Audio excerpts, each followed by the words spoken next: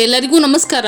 ಪಾವಗಡದಲ್ಲಿ ಶ್ರಾವಣ ಮಾಸದ ಅಂಗವಾಗಿ ಶನಿವಾರವಾದ ಇಂದು ತಾಲೂಕಿನ ಪ್ರಸಿದ್ಧ ಶ್ರೀ ಶನಿ ಮಹಾತ್ಮ ದೇವಸ್ಥಾನಕ್ಕೆ ಹಲವು ಭಕ್ತರು ಆಗಮಿಸಿದ್ದರು. ದಕ್ಷಿಣ ಭಾರತದ ಪ್ರಸಿದ್ಧ ಪುಣ್ಯಕ್ಷೇತ್ರವಾದ ಶ್ರೀ ಶನಿ ಮಹಾತ್ಮ ದೇವಸ್ಥಾನವು ದೈವಿ ಕಳೆಯಿಂದ ಕಂಗೊಳಿಸುತ್ತಿದೆ. ಹಸಿರು ಎಲೆಗಳು, ಮನಸೊರೆಗೊಳ್ಳುವ ರಂಗು ರಂಗಿನ ಹೂಗಳ ನಯನ ಮನೋಹರ ಅಲಂಕಾರ ಹಾಗೂ ಕಣ್ಮನ ಸೆಳೆಯುವ ಕಲಾತ್ಮಕ ಸ್ವಾಗತ ಕಮನೀಯದೊಂದಿಗೆ ಇಡೀ ಸನ್ನಿಧಾನವು ಭಕ್ತರ ಮನದಲ್ಲಿ ಭಕ್ತಿಯ ಪರವಶತೆಯನ್ನು ಮೂಡಿಸುತ್ತಿದೆ. ಶ್ರಾವಣದ 4 ಶನಿವಾರಗಳ ಅದ್ಭುತ ಧಾರ್ಮಿಕ ಕೈಂಕರ್ಯಗಳಿಗಾಗಿ ಇಡೀ ಆಲಯವನ್ನು ವಿನೂತನ ಶೈಲಿಯ ಹೂವಿನ ಅಂದಾರ ಹಾಗೂ ಕಮಾನುಗಳಿಂದ ಸುಂದರವಾಗಿ ನವ ವಧುವಿನಂತೆ ಸಿಂಗಾರಿಸಲಾಗಿತ್ತು. ಶ್ರಾವಣ ಮಾಸದ ಅಂಗವಾಗಿ ಇಡೀ ದೇವಸ್ಥಾನವನ್ನು ವಿವಿಧ ಬಗೆಯ ನಯನ ಮನೋಹರ ಹೂಗಳು ಹಾಗೂ ಆಕರ್ಷಕ ದೀಪಾಲಂಕಾರದ ವಸ್ತುಗಳನ್ನು ಬಳಸಿ ವಿಶೇಷವಾಗಿ ಶೃಂಗರಿಸಲಾಗಿತ್ತು. ಅಲ್ಲದೆ ದೇವಸ್ಥಾನದ ಮುಂಭಾಗದಲ್ಲಿ ಅತ್ಯಂತ ಸುಂದರವಾದ ಸ್ವಾಗತ ಕಮಾನು ನಿರ್ಮಾಣ ಮಾಡಲಾಗಿತ್ತು. ಇಡೀ ಕ್ಷೇತ್ರವು ದೈವಿ ಕಳೆಯಿಂದ ಕಂಗೊಳಿಸುತ್ತಿತ್ತು. ಶ್ರಾವಣ ಮಾಸದ ನಿಮಿತ್ತ ಶ್ರೀ ಶನಿ ಮಹಾತ್ಮ ಮತ್ತು ಜ್ಯೇಷ್ಠಾದೇವಿಗೆ ವಿಶೇಷ ಪೂಜೆಗಳು ನೆರವೇರಿಸಲಾಯಿತು. ಶ್ರಾವಣದ ಮುಂದಿನ 3 ಶನಿವಾರಗಳಂದು ಲಕ್ಷಾಂತರ ಭಕ್ತರು ಆಗಮಿಸುವ ನಿರೀಕ್ಷೆ ಇದೆ. ಕೇವಲ ಕರ್ನಾಟಕ ಮಾತ್ರವಲ್ಲದೆ ನೆರೆ ಆಂಧ್ರ ಪ್ರದೇಶ ಮತ್ತು ತಮಿಳುನಾಡು ರಾಜ್ಯಗಳಿಂದಲೂ ಅಪಾರ ಸಂಖ್ಯೆಯ ಭಕ್ತಾದಿಗಳು ಆಗಮಿಸಿದ್ದರು.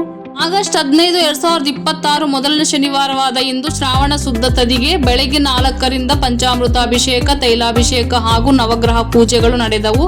ರಾತ್ರಿ 7:30ಕ್ಕೆ ದೇವರ ವಿಶೇಷ ಉತ್ಸವ ನಡೆಯಲಿದೆ.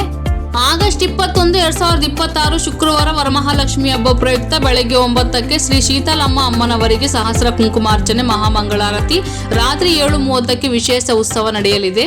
ಆಗಸ್ಟ್ 22, ಎರಡನೇ ಶನಿವಾರ ಶ್ರಾವಣ ಶುದ್ಧ ದಶಮಿ ಬೆಳಿಗ್ಗೆ 4ರಿಂದ ಪಂಚಾಮೃತಾಭಿಷೇಕ, ತೈಲಾಭಿಷೇಕ, ನವಗ್ರಹ ಪೂಜೆಗಳು, ರಾತ್ರಿ 7 ಗಂಟೆಗೆ ವಿಶೇಷ ಧಾರ್ಮಿಕ ಉತ್ಸವ ನಡೆಯಲಿದೆ.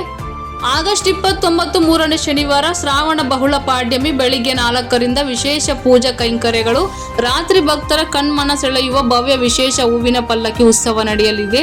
ಸೆಪ್ಟೆಂಬರ್ 5, 2026 4ನೇ ಶನಿವಾರ ಶ್ರಾವಣ ಬಹುಳ ನವಮಿ ಬೆಳಿಗ್ಗೆ 4ರಿಂದ ಅಭಿಷೇಕಗಳು, ರಾತ್ರಿ 7ಕ್ಕೆ ಶ್ರೀ ಜ್ಯೇಷ್ಠಾದೇವಿ ಸಮೇತ ಶ್ರೀ ಶನಿದೇವರ ಭವ್ಯ ವಿಶೇಷ ಬೆಳ್ಳಿ ಪಲ್ಲಕ್ಕಿ ಉತ್ಸವವು ಮೇಳ ಮಂಗಳ ವಾದ್ಯಗಳೊಂದಿಗೆ ಅತ್ಯಂತ ವಿಜೃಂಭಣೆಯಿಂದ ಜರುಗಲಿದೆ. ಗಂಟಲೆಗಟ್ಟಲೆ ಕಾಯುವುದನ್ನು ತಪ್ಪಿಸಲು ಸುಸಜ್ಜಿತ ಹಾಗೂ ಸುರಕ್ಷಿತ ಸಾರಥಿ ಸಾಲುಗಳ ವ್ಯವಸ್ಥೆ ಮಾಡಲಾಗಿತ್ತು. ಆದರೆ ಅಲ್ಲಿನ ಭಕ್ತರಿಗೆ ಕುಡಿಯುವ ನೀರಿನ ವ್ಯವಸ್ಥೆ ಮಾಡಿರುವುದಿಲ್ಲ. ಇಂದು ಬರುವ ಎಲ್ಲ ಭಕ್ತಾದಿಗಳಿಗೆ ಪ್ರತಿದಿನವೂ ಆಸನ್ಮುಖಿ ಅನ್ನದಾಸೋಹ ವ್ಯವಸ್ಥೆ ಮಾಡಲಾಗಿತ್ತು. ವಾಹನ ದಟ್ಟಣೆ ನಿಯಂತ್ರಿಸಲು ಪೊಲೀಸ್ ಇಲಾಖೆಯಿಂದ ಯಾವುದೇ ರೀತಿಯ ಕಟ್ಟುನಿಟ್ಟಿನ ಕ್ರಮ ಕೈಗೊಂಡಿರುವುದಿಲ್ಲ. ಇದರಿಂದಾಗಿ ಭಕ್ತರು ದೇವರ ದರ್ಶನ ಪಡೆಯಲು ಹರಸಾಹಸ ಪಡೆಯಬೇಕಾಗಿತ್ತು. ಪಟ್ಟಣದ ಪ್ರಮುಖ 3 ಕಡೆಗಳಲ್ಲಿ ಬೃಹತ್ ಪಾರ್ಕಿಂಗ್ ವ್ಯವಸ್ಥೆ ಕಲ್ಪಿಸಲಾಗುವುದು ಎಂದು ತಹಸೀಲ್ದಾರ್ ಅವರು ತಿಳಿಸಿದ್ದರು. ಆದರೆ ಯಾವುದೇ ಕಡೆ ಪಾರ್ಕಿಂಗ್ ವ್ಯವಸ್ಥೆ ಮಾಡಿರುವುದಿಲ್ಲ. ಇದರಿಂದಾಗಿ ಭಕ್ತರು ಹಲವು ತೊಂದರೆಗಳನ್ನು ಎದುರಿಸುತ್ತಿದ್ದಾರೆ.